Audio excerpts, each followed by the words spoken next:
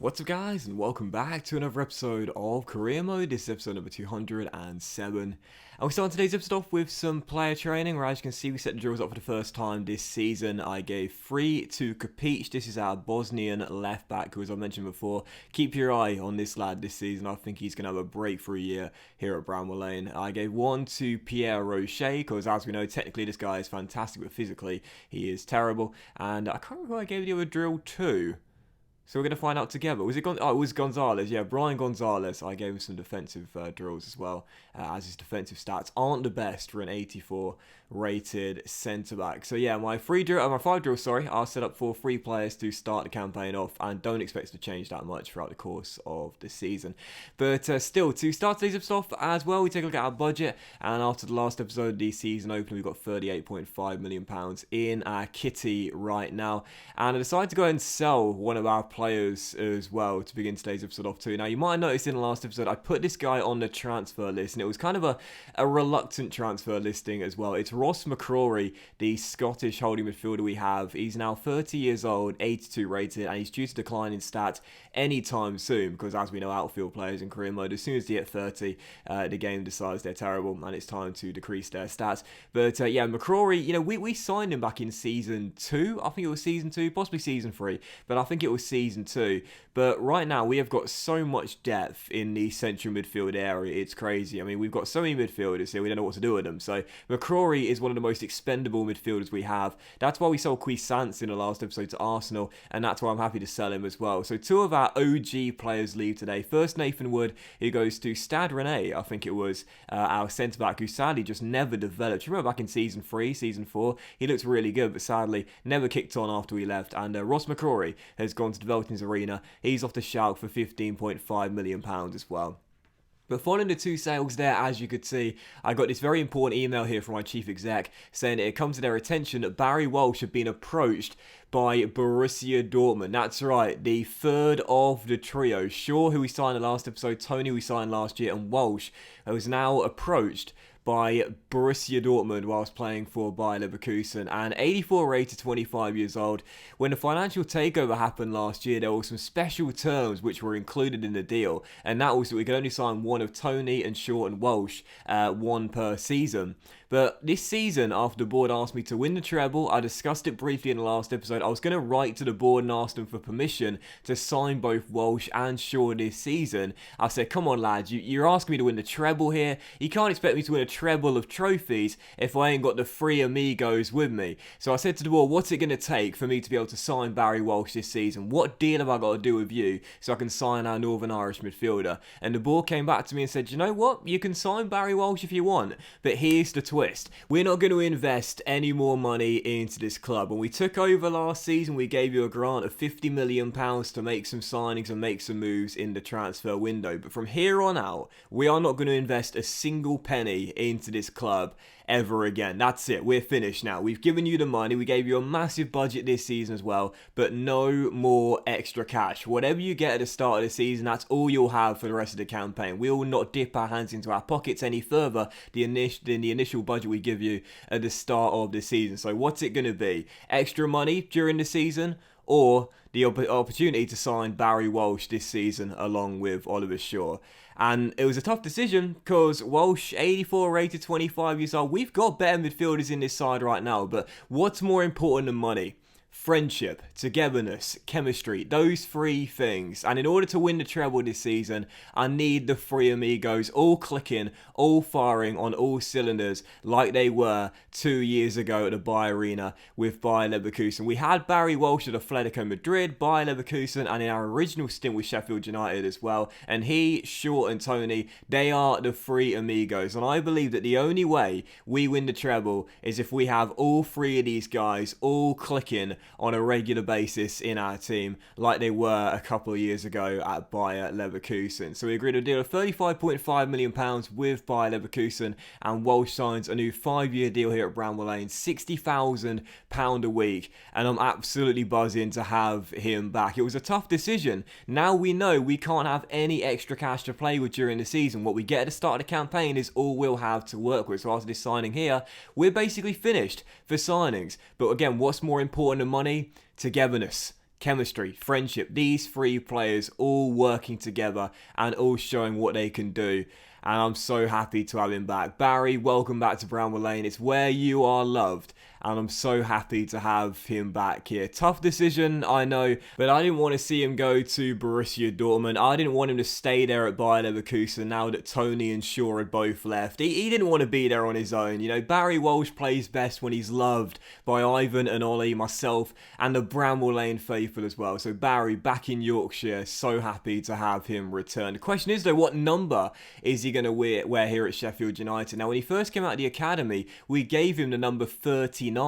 Elliot Harris is currently wearing that, although during the season I'm going to change his number and give him the number 10. So we can give him the OG 39 that he wore when he first came out of the academy, or we can give him the number 8 that he's worn at Atletico Madrid, Bayer Leverkusen, and in the final season we spent at Sheffield United in season 4 as well. What number is Walsh going to wear, 8 or 39? It's your choice. There is a poll in the top right. You guys can vote and decide what number Walsh wears. Now he's back here at Bramwell Lane, but now he is back at Bramwell Lane. The question is also, where's he going to play in this team? Does he come off the bench at 84 rated, as there's higher rated players in this team? Do we play him in the central midfield role that is his secondary position, or do we push Turnbull, I should say, do we drop Turnbull further back and push Walsh up to cam, whereas we know at Bayer Leverkusen at the Bayer Arena, he was unreal playing in that cam role when furthest forward. That is another real dilemma there. What do we do to fit Walsh into this team? Because surely he's not going to come off the bench, right? I mean, he could do,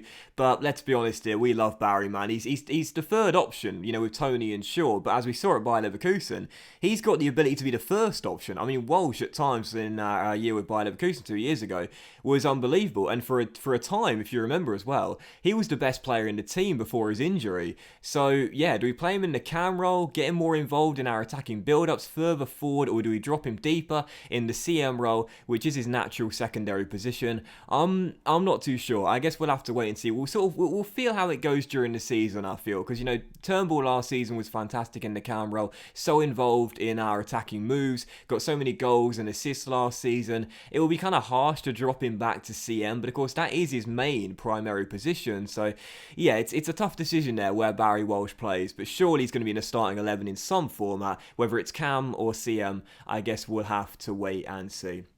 Still, following the signing of Walsh, as you could see, we are agreeing terms here for Thomas Matthias, our American cam, to leave to either Bournemouth or Sevilla, I think it was, for £21 million.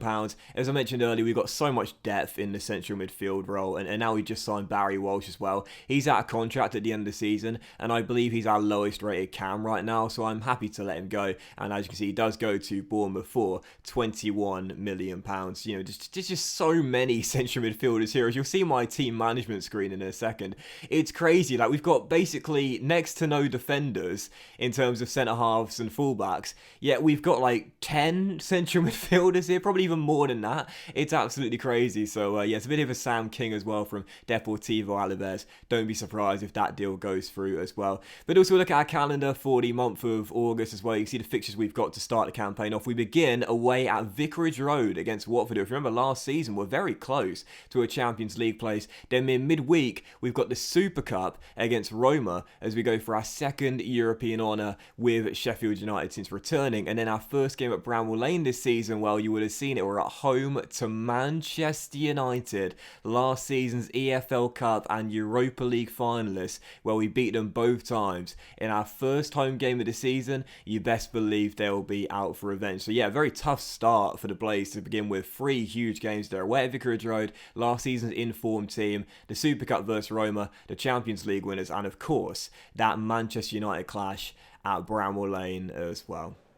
Still, for our first game of today's episode, first and only game of today's episode, we do indeed take on Watford here away at Vicarage Road. As you can see by our lineup, we did indeed see the second debuts of Oliver Shaw and Barry Walsh. Shaw, of course, as we know, playing left back in this team. We've seen in recent seasons with Atletico Madrid and Bayer Leverkusen that this guy now is getting back to his best. When he joined Roma, he was, he was pretty decent, but he wasn't as good as he possibly could have been. But at Atletico Madrid, again, he was alright, but especially at Bayer Leverkusen, he was fantastic. And I really believe Shaw is going to thrive in this team because, as we said so many times before, the key to Oliver Shaw's success is having no one else down the flank. He needs to be the only option on the left-hand side of the pitch in order for him to get the goals and the assists as well. We saw that at the Bay Arena, and I'm confident we'll see it here at Bramwell Lane as well. And Walsh would start in the cam role for this game as well, as Turnbull would drop down to CM for this game. And just 9 minutes into the season opener, oh, what a start it is for the Blades boys. Ollie Shaw down left-hand side, an assist on his second debut just 9 minutes into it. And who's the guy that gets the goal? It's Elliot Harris, Chopper Harris with the goal. And I said before as well, this guy, I think he's going to take over from Ivan Toney as our main out-and-out goal threat. You've seen Toney has once again declined the rating because EA just can't handle when players hit 30. But Toney's once again decreased the rating. But we've said before, we've been looking for Toney's successor in this series. Barai, Prat Bastidas, obviously Zabala at Bayer Leverkusen, or Chopper Harris. Well, Elliot had a great season last year, and he gets our goal, their first goal this season to make it 1-0 and open the scoring. Lovely assist by Ollie Shaw down left-hand side, just 9 minutes into his second debut, already an assist on the cards, and a great finish by Harris as well into the top corner. So 1-0 to the Blades, and right from the first whistle in this game, we were looking fantastic, looking like the far better team, looking capable of scoring 2, 3, 4 goals before the break, and just past the half-an-hour mark, we would get our second, an assist for the shocker, but another goal for the prodigy. Elliot Harris bags his brace, and I love this goal as well. Great first touch to get around the last man, and then the finish after rounding the goalkeeper too. Mentioned it before, I don't always go around the goalkeeper, I don't often go around the goalkeeper nowadays because I do find it quite hard to do. With agile and pacey players, it is a little bit simpler. Great movement by Harris there, and the finish to match. 2-0 to Sheffield United, and a few minutes later, the Hornets capitulated as Pierre Richet bangs in our third goal of the first half. And who got the assist? It's that man once again. £100 million to bring him back to Bramwell Lane, but he's one of the best players in world football. Oliver Shaw gets his second assist in his second debut for Sheffield United. Watford 0, Sheffield United 3, and we were just on a tear. The Hornets, however, did have some chances in this game. They had a great one there before the break. What a goal it would have been too. However, the woodwork stopped us from conceding right before the break. But right after the break, they would get themselves back in the game. And if not back in the game, then certainly at least a consolation goal for the Hornets. And they did play some decent football at times in this game. We just looked unstoppable when going forward. Great finish there as it was 3-1, but I still felt the points were going to be in the bag. And right from kickoff, after Watford grabbed themselves a goal, we attacked down the left. Kapic literally just came off the bench, and bang! The Bosnian gets his first goal for the club as he restores our 3-goal cushion and makes it Watford 1, Sheffield United 4. I said it, look out for this guy this season. I think he's going to be our breakthrough youngster in this team. He came on for sure literally seconds before, and afterward Bells, who also came off the bench, rolled him through.